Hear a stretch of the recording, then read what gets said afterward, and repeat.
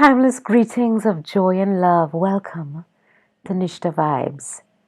Reading today from Vaster Than Sky, Greater Than Space.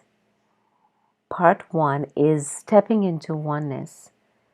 And one of the chapters in that part 1 is titled, Is What You See All There Is?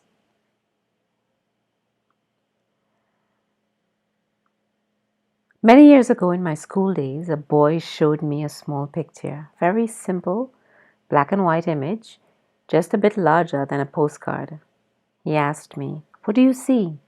I thought he was joking because it was so clearly a white vase on a black background. I asked, "What is this, a trick question?" But he insisted, "Really look at it. What do you see?" It's a white vase on a black background, plain and simple. No decoration, just a shape. Is there something more? Yes, you are missing something because you are only looking in one way. By now he was getting impatient, so he said, "Can you see the two faces? Look from the white to the black." Ah, suddenly I could see that there were two identical faces looking at each other. Then he asked, "And the vase? Can you still see the vase?" I hadn't bothered about trying to see the vase again because I was still so excited to be seeing the faces. "No, I can't see the vase. What happened to the vase?" He tried to help me see. "Look at the picture. See the vase again." I looked and looked until again it was the vase. Then all of a sudden I could see both the vase and the faces simultaneously through just a shift, a slight shift of perspective and focus. Obviously, no change had occurred to the picture itself. The shift was only in my perception. We all start out looking at life from the particular perspective of our upbringing, which provides us with assumptions about who we are. For most of us, this culturally imparted point of view simply remains our perspective as we move through life.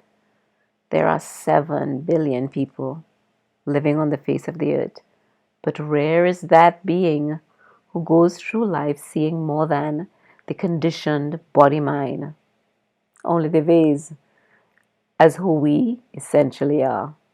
Very few question their belief in their identity or personality, and thus they miss the opportunity to realize their true nature. Although the metaphor of the vase and the faces is a good illustration of how we perceive a limited reality based on our conditioning, it also falls short. The truth that I am pointing to is beyond just being able to visualize from a new point of view and then from multiple perspectives. It is about discovering that there is a deeper reality to what we see, and that reality is always here. We must simply come to recognize it as our very own self. Spirituality is a search for perfect understanding, for self-discovery, for truth, and it must take place right where you are. The truth that you are searching for must already be right here, for it is timelessly present. What is the truth? Truth can never be merely a holy cluster of concepts, conditioning, or beliefs. It is not an event, nor is it an object apart from you in some sacred vault. For truth to be truth, it must be unchanging, immutable, ever present. Yet, it is beyond characteristics and conditions. It cannot be anything that comes and goes. For everything changeful arises from it and comes and goes in it. Truth is what we are.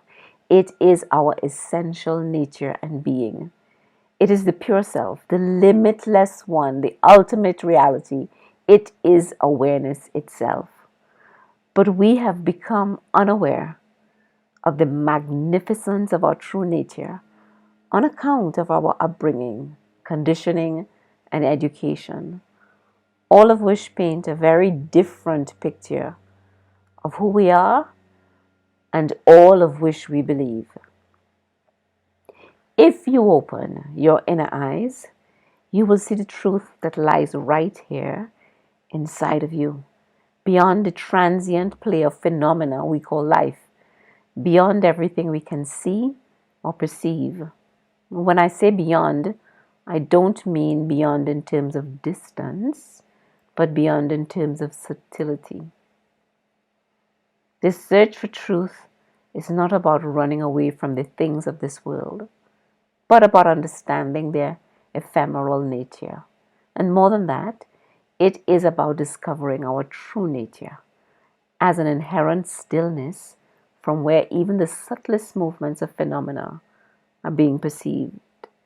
Those who discover that reality of their inmost being enjoy a sense of peace, love, and wisdom as its natural perfume.